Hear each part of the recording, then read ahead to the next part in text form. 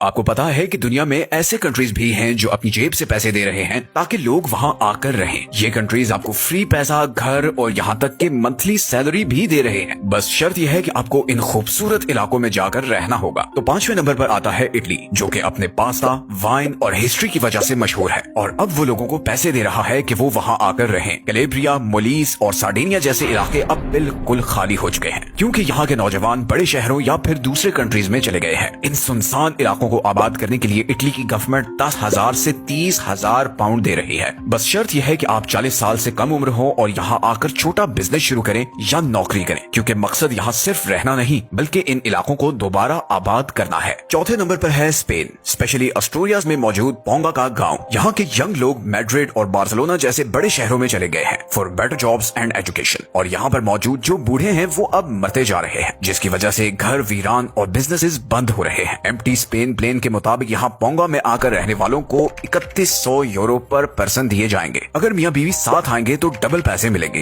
اور اگر بچے ہوئے تو اور بھی پیسے۔ تو یہاں کی پیسفل، ٹریڈیشنل اور شہر کے ہنگاموں سے دور پرسکون زندگی آپ کی منتظر ہے۔ تیسرے نمبر پر آتا ہے گریس اور اس کا یہ چھوٹا سا آئی لینڈ اینٹیکیتھرا۔ کریٹ اور پیلوپونیز کے بیچ موجود اس آئی لینڈ پر 50 سے بھی کم لوگ رہتے ہیں۔ یہاں کے نوجوان نوکری اور ماڈرن لائف کو حاصل کرنے کے لیے یہاں سے جا چکے ہیں، اور اس کے نتیجے میں یہاں کے سکولز، ہاسپٹلز اور شاپس بند ہونے کے قریب ہیں۔ اس آئی لینڈ کو دوبارہ آباد کرنے کے لیے یہاں کی لوکل گورنمنٹ اور چرچ 3 مہینے کے لیے 500 یورو پر منتھ دے رہے ہیں، اور ساتھ میں ایک مفت گھر اور کھیتی باڑی کرنے کے لیے زمین بھی ملے گی۔ بس شرط یہ ہے کہ آپ کو یہاں فل ٹائم رہنا ہوگا اور کمیونٹی کا حصہ بھی بننا ہوگا۔ کسانوں اور کنسٹرکشن ورکرز کی تو خاص ڈیمانڈ ہے یہاں۔ دوسرے نمبر پر ہے جاپان۔ جاپان کے پاس دنیا کی سب سے بوڑھی آبادی ہے کیونکہ اس کا برتھ ریٹ پوری دنیا میں سب سے کم ہے۔ جیسے جیسے یہ بڑی عمر کے لوگ فوت ہوتے ہیں یا پھر اولڈ ہومز میں جاتے ہیں تو ان کے اپنے گھر پیچھے خالی ہو جاتے ہیں، جبکہ ینگ لوگ بڑے شہروں میں چلے جاتے ہیں، جس سے ان چھوٹے علاقوں کی آبادی کم ہوتی رہتی ہے اور گھر خریدنے والا کوئی نہیں رہتا۔